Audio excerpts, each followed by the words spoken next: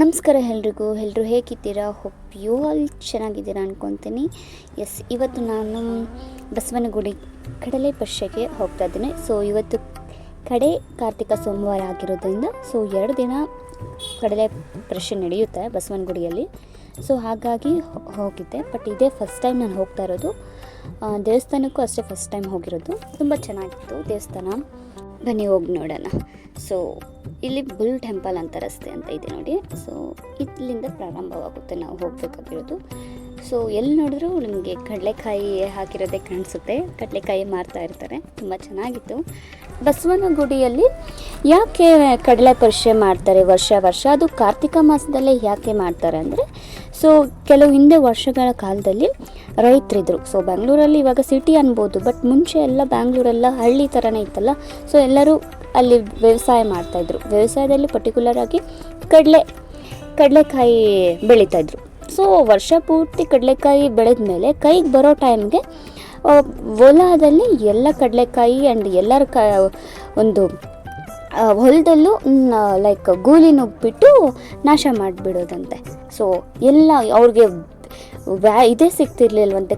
ಕಾಯಿ ಅದು ಎಷ್ಟು ನಾಶ ಮಾಡೋದಂದರೆ ಅಷ್ಟು ಮಾಡೋದಂತೆ. ಯಾಕಪ್ಪ ಹಿಂಗಾಗ್ತಿದೆ, ಇನ್ನೇನು ಕೈಗೆ ಬರಬೇಕು ಅಂಥ ಟೈಮಲ್ಲಿ ಈ ಥರ ವ್ಯಾಪಾರ ಮಾಡ್ಕೊಂಡಂಗೆ ಆಗಿಬಿಟ್ರೆ ಹೆಂಗೆ ಅಂದ್ಬಿಟ್ಟು ರೈತರೆಲ್ಲರೂ ಅದರಿಂದ ಒಂದಿನ ರಾತ್ರಿ ಅವರು ಗೂಲಿ ಬರೋವರೆಗೂ ಕಾಯ್ತಿದ್ರಂತೆ. ಆ್ಯಂಡ್ ಅದು ಬಂದ ಮೇಲೆ ಅವರು ಅದನ್ನು ಬೆನ್ನಟ್ಟಲು ಪ್ರಾರಂಭಿಸಿದರು. ಅದನ್ನು ಓಡಿಸ್ಕೊಂಡು ಹೋದ್ರಂತೆ.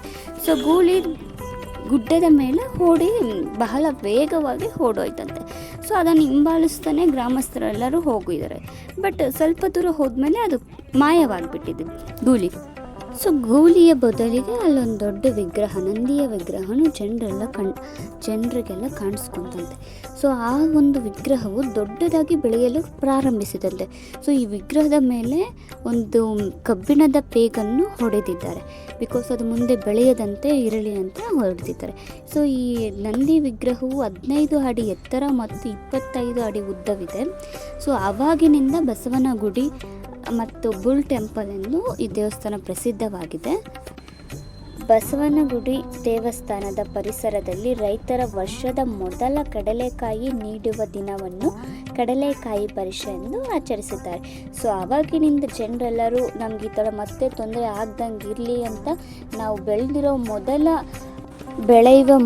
ಬೆಲೆ ಬಸವನ ದೇವಸ್ಥಾನಕ್ಕೆ ದೇವರಿಗೆ ಕೊಡ್ತೀವಂತ ಜನರೆಲ್ಲ ನಮಸ್ಕಾರ ಮಾಡೋದ್ರಿಂದ ಆವಾಗಿನಿಂದ ಮತ್ತೆ ಜನಗಳಿಗೆ ಯಾವುದೇ ರೀತಿ ತೊಂದರೆ ಆಗಿಲ್ಲ. ಹಾಗಾಗಿ ಕಾರ್ತಿಕ ಮಾಸದ ಕೊನೆ 2 ದಿವಸಗಳಲ್ಲಿ ಈ ಕಡಲೆಕಾಯಿ ಪರಿಷೆಯನ್ನು ನಡೆಸ್ತಾ ಇದ್ದಾರೆ.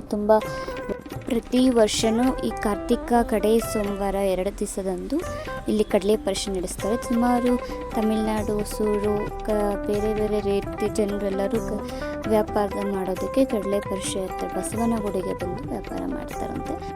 ನೋಡಿದ್ರಲ್ಲ, ನಮ್ಮ ಬಸವನಗುಡಿಯ ಇತಿಹಾಸ ನಿಮಗೆ ಈಗ ಸ್ವಲ್ಪ ತಿಳಿದಿದೆ ಅಂತ ಅಂದ್ಕೊತೀನಿ. ಇನ್ನೂ ಯಾರೆಲ್ಲ ನನಗೆ ಸಬ್ಸ್ಕ್ರೈಬ್ ಮಾಡಿಲ್ಲ, ಲೈಕ್ ಮಾಡಿಲ್ಲ, ಶೇರ್ ಮಾಡಿಲ್ಲ, ದಯವಿಟ್ಟು ಶೇರ್ ಮಾಡಿ, ಸಬ್ಸ್ಕ್ರೈಬ್ ಮಾಡಿ, ಲೈಕ್ ಮಾಡಿ. ಈ ಥರ ಇನ್ನೂ ವಿವಿಧ ರೀತಿಯ ವೀಡಿಯೋಸ್ ಮಾಡೋಕ್ಕೆ ನನಗೆ ಸಪೋರ್ಟ್ ಸಿಗುತ್ತೆ. ಆ್ಯಂಡ್ ಈಗ ನೋಡ್ತಾ ಇದ್ರಲ್ಲ, ನನ್ನೊಂದು ವಿಗ್ರಹಗಳು ತೋರಿಸ್ತೀನಿ ನೋಡಿ. ಚಿಕ್ಕ ಗಣಪತಿ, ಪುಟ್ಟ ಗಣಪತಿ. ಇದು ಮಣ್ಣಲ್ಲಿ ಮಾಡಿರೋದು. ತೊಳಿಬೋದಂತೆ, ಕರಗೋದಿಲ್ಲ. ಆ್ಯಂಡ್ ನೀರಲ್ಲಿ ಕರಗೋದಿಲ್ಲ ಅಂತ ಹೇಳಿದ್ದಾರೆ. ತುಂಬ ಕ್ಯೂಟಾಗಿ ತುಂಬ ಚೆನ್ನಾಗಿತ್ತು.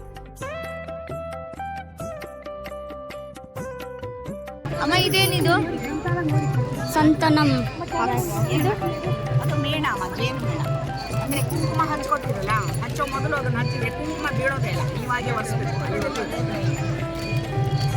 ಅದೆಷ್ಟಿದೆ? ಇದು 10 ರೂಪಾಯಿ. ಅಮ್ಮ, ಮಂಡ್ಯದ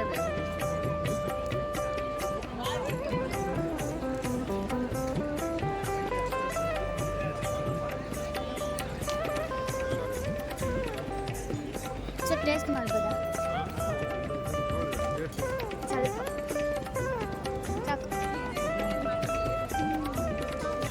ಚಾಕ್ಲೇಟ್ ಥರ ಇದೆ. ಚಾಕ್ಲೇಟು ಚೆನ್ನಾಗಿದೆ.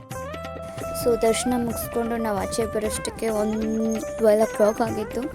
ಅದು ಮುಗಿಸ್ಕೊಂಡು ಕಡಲೆಕಾಯಿ ತಗೊಂಡು ಏನೇನು ಬೇಕು ನಮಗೆಲ್ಲ ತೊಗೊಂಡು ತುಂಬ ಚೆನ್ನಾಗಿತ್ತು. ಕಡಲೆಕಾಯಿ ಉಡ್ತಿರೋದು ಇತ್ತು ಆ್ಯಂಡ್ ಹಸಿ ಕಡಲೆಕಾಯಿ ತುಂಬ ಎಲ್ಲಿ ನೋಡಿದ್ರು ಕಡಲೆಕಾಯಿ ಇತ್ತು.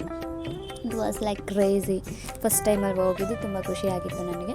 ನೀವು ಯಾರಾದರೂ ನೀವು ವಿಡಿಯೋ ನೋಡೋರು ಯಾರಾದರೂ ನೀವು ಕಡಲೆ ಪರಿಷೆಗೆ ಹೋಗಿದ್ರೆ ಪ್ಲೀಸ್ ದಯವಿಟ್ಟು ಕಮೆಂಟ್ ಮಾಡಿ ಆ್ಯಂಡ್ ನನಗೂ ಗೊತ್ತಾಗುತ್ತೆ ಯಾರೆಲ್ಲ ನನ್ನ ವೀಡಿಯೋಸ್ ಪೂರ್ತಿಯಾಗಿ ನೋಡಿದ್ದಾರೆ ಅಂತ. ಆ್ಯಂಡ್ ನೀವೇ ನೋಡ್ಬೋದು ಇಲ್ಲಿ ಲೈನ್ ಎಷ್ಟು ದೊಡ್ಡ ಲೈನ್ ಇದೆ ಅಂತ. ಇನ್ನೂ ಅವರೆಲ್ಲ ದರ್ಶನಕ್ಕೆ ಹೋಗೋರು. ಸೊ ಅಷ್ಟರಲ್ಲಿ ನಾವು ದರ್ಶನ ಮುಗಿಸ್ಕೊಂಡು ಆಚೆ ಬಂದುಬಿಟ್ವಿ. ಸೊ ಇದು ನಮ್ಮ ಬಸವನಗುಡಿಯ ಕಡಲೆಕಾಯಿ ಪರಿಷೆಯ 2024ರ ನಮ್ಮ ವಿಡಿಯೋ ಆಗಿತ್ತು. ದಯವಿಟ್ಟು ಲೈಕ್ ಮಾಡಿ, ಸಬ್ಸ್ಕ್ರೈಬ್ ಮಾಡಿ, ಶೇರ್ ಮಾಡಿ. Thank you all. Take care. Bye.